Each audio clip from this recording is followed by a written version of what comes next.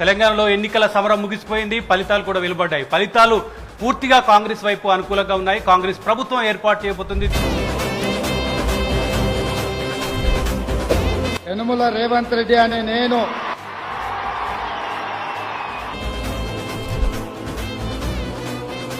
నా మనవనికి పెట్టే భోజనం ఏం వండుతుండో చూసినా మరి నా ఇంట్లో పిల్లలు సన్నబియ్యం తిన్నప్పుడు మా అక్కల ఇంట్లో పిల్లలు సన్నబియ్యం ఎందుకు తినొద్దని ఇవాళ సన్నబియ్యం ఇస్తలేనా అక్క?